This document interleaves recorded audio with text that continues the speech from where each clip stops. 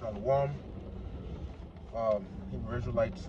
So again, we're just gonna here with the brother Khan, and we just gonna go to Revelation 8 real quick.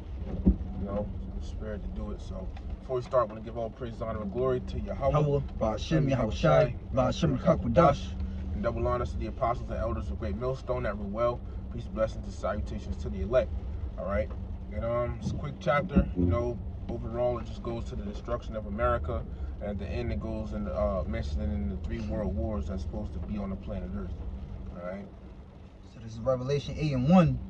And when he had opened the 7th seal, there was silence in heaven about the space of half an hour. And that's literal. Apostle John had seen the vision in Revelation 7, and now before the visions of Revelation 8 came, it was like an intermission for literally 30 minutes. Then it began again. And I saw the 7 angels which stood before God, and to them which were given 7 trumpets. And another angel came and stood at the altar, having a golden censer, and there was given unto him much incense, that he shall offer it with the prayers of all saints upon the golden altar which is before the throne. I got a precept real quick to go with that one. The book of Matthew,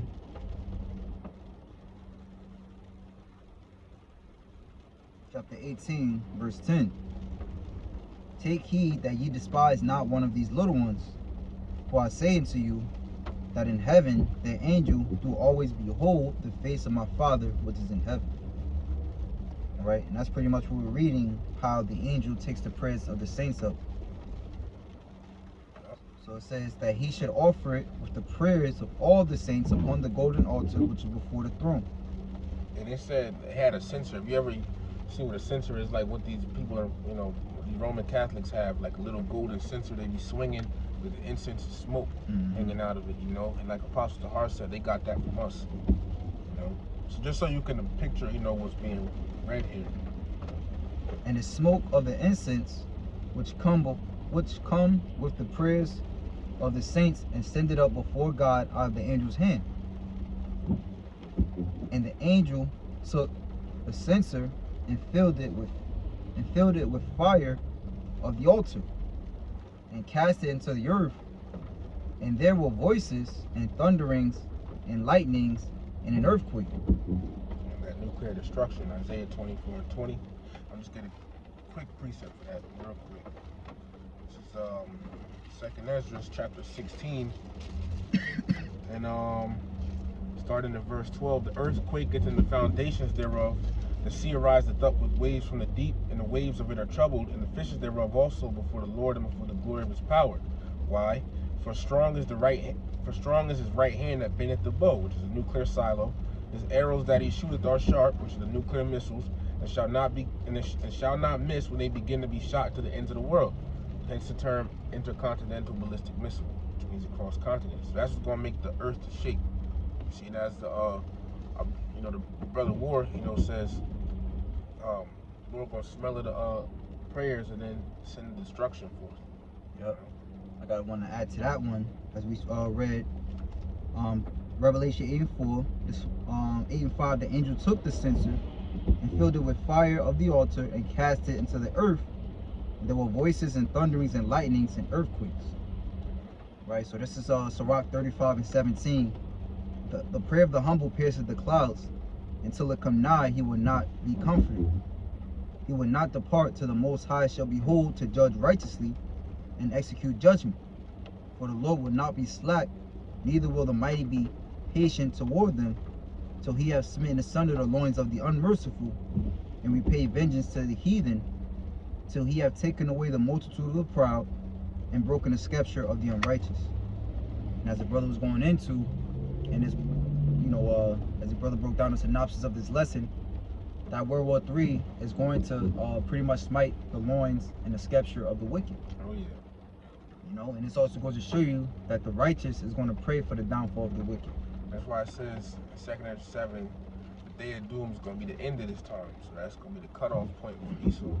And the 7 angels, which had the 7 trumpets, prepared themselves to sound. They Apostle John, he actually heard the seven. He actually heard the trumpets and everything. And then the seventh trumpet is when we get out of here. Between the sixth and the seventh. This is real quick. 1 Corinthians chapter 15 and verse 51. Behold, I show you a mystery. We shall not all sleep, but we shall all be changed in a moment, in the twinkling of an eye, at the last trump. For the trumpet shall sound, and the dead shall be raised incorruptible, and we shall be changed. Because Yahweh Shah is going to return at that seventh trumpet, man. And Lord willing, the seventh trumpet happens while this man Trump is in office. You know what I'm saying? Hey, the last trump.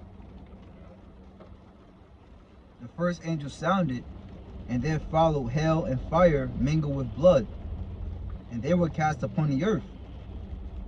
The third part of the trees was burnt up, and all green grass was burnt up. Right. And that hail and fire is the missiles, and that blood, because when the missiles hit, it's gonna cause people to bleed, And the third part, because you got the three parts of man, the sons of God, the sons of men, and the sons of the wicked.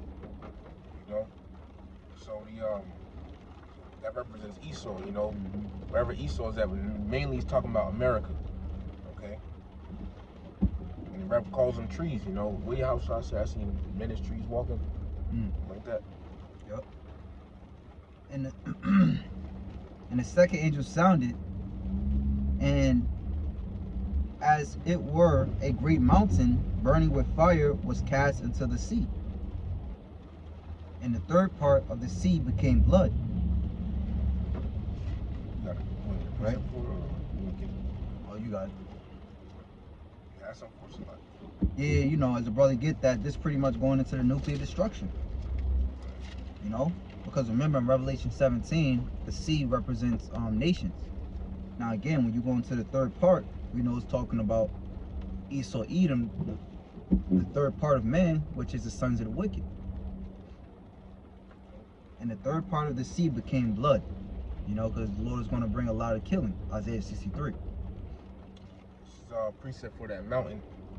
Jeremiah 51 and 25. Behold, I am against thee, or destroying mountain, saith Yahweh, which destroys all the earth. And I will stretch out mine hand upon thee, and roll thee down from the rocks, and will make thee a burnt mountain. What nation is prophesied to be destroyed by fire completely? America. America is that mountain. Look, they destroy the earth. Look what they do to the other nations. I was talking to someone, from another country. And they said when they came over here, that the way they started to see things changed. Like the way they started, like their viewpoints and stuff started changing. And I was telling them that's Americanization. Saying? Right. Because here, if you're talking to an American from another country, you'll look bad, Whereas your viewpoints from your particular country, let's say you come from, I don't know, Yemen or Saudi Arabia, your viewpoints as a woman could be to state, cater to a man, not even just your man, but a man. Right. You come over here, that shit changes. That great mountain burning, that's America getting hit with the missiles. It says, in the third part of the creatures which were in the sea and had life died, and the third part of the ships were destroyed. Yeah, because all the animals in the sea around America gonna be destroyed when the missiles hit, man. You got the turtles, the whales, all that will be going. It makes sense because you got the missiles hitting America. And what about the oceans? You got the Atlantic and Pacific Ocean. Right. So all that is gonna be going. Even waters in America, and I believe in Isaiah 19 it mentions something like that. You got it. Yeah, because you think about it, what is the waters? The waters are contaminated, so the waters got to be cleansed out. The animals have all types of, plastic, all types of just disgusting, fucking tampons, condoms, and the Lord gotta reset them as well. Everything surrounding this place has to be reset. Yep. This is a precept, Isaiah 19, 5 through 7. And the waters shall fail from the sea, and the rivers shall be wasted and dried up, and they shall turn the rivers far away, and the brooks of defense shall be emptied and dried up, the reeds and flags shall wither. Verse 7, the paper reads by the brooks, by the mouth, or the month. It's like it might be mouth. Yeah, by the mouth of the brooks, and everything sown by the brooks shall wither, be driven away, and be no more. So after America is destroyed, all the rivers and bodies of water in America as well, it's going to be dried up. Yeah. Even all the prophets seen that. Like even Habakkuk, he was asking the Lord, was that Habakkuk the 3rd chapter? He was asking the Lord, you know, what did the seas do? What did the rivers do? Right. You know, Yep. the Lord's going to dry them up too. And when it said the ships going into Esau's navy, Mm-hmm. being destroyed. Yep. Verse 10, the 3rd angel sounded, and there fell a great star from heaven, burning as it were a lamp, and it fell upon the 3rd part of the rivers and upon the fountains of water. Again, talking about the nuclear missiles. And the name of the star is called Wormwood. And the 3rd part of the waters became wormwood, and many men died of the waters because they were made bitter. You got it up. I was just gonna try to get that word. Also, when you look on Google and look up AI overview, it talks about the contamination of what a nuclear missile could do. That radioactive. I believe it says something like the nuclear blast vaporized the soil and everything around it. It goes into the air and falls out into the like the water and surrounding areas. Hey, that's where you get the term nuclear winter, nuclear fallout, because all that soot and all that radiation is in the air, it's in the sky. You know, so even if the missiles don't get you, the aftermath will. Yup. There's that word for wormwood, absinthos. Strong's G894 that says wormwood, the name of a star which fell into the waters and made them bitter. And it's not going to like it's tasted bad. It's talking about contamination. You know. Mm-hmm. Case in point is when you go into who was it, Moses, when he had crossed this body of water. Right. It was called Marah because it was contaminated, and the Lord had it, had a tree that Moses cast into it, and he cleansed it. Right. Yep. Then the 4th angel sounded, Okay. Verse 11, Salaki. Verse 11, and the name of the star is called Wormwood, and the 3rd part of the waters became wormwood, and many men died of the waters because they were made bitter. Yeah, because people are going to be drinking the waters and everything after, and they're going to be dying off of it after the destruction. It says, how many more verses we got? I guess we got it. 2. Part 2. Oh, it's 2 more? Alright, just finish it off. And the 4th angel sounded, and the 3rd part of the sun was smitten, and the 3rd part of the moon, and the 3rd part of the stars, so as the 3rd part of them was darkened, and the day shone not for a 3rd part of it, and the night likewise. That references to Obadiah 1 and 8, because when his destruction comes, Esau ain't gonna know what to do. The sun, moon, and stars representing the knowledge. Their knowledge is gonna be taken away. They ain't gonna know what to do, man. They gonna be confounded at that time. Isaiah 47. Mm-hmm. It says, and I beheld and heard an angel flying through the midst of heaven, saying with a loud voice, Woe, woe, woe to the inhabitants of the earth, by reason of the other voices of the trumpet of the 3 angels which are yet to sound. And that goes into World War 1, 2, and 3. And like the apostles were saying, next chapter, half of it goes into World War 1. World War 2 is mentioned in one verse, and the rest of Revelation 9 goes into World War 3. Revelation 8 goes into World War 3, because America going to be destroyed in the midst of, World War 3. And Revelation 11 and 14 is mentioned.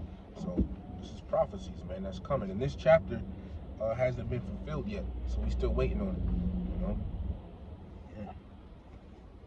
So, hey, with that, Lord willing, I can edify. I want to give all praise, honor, and glory to Yahweh, Ba'ashem, Yahweh Shai, Ba'ashem, Rekakwadash, for allowing us to do another lesson. Double honors to the elder apostles and the elder bishops of Great Millstone for being faithful witnesses to the Holy Spirit, and shalom to the elect.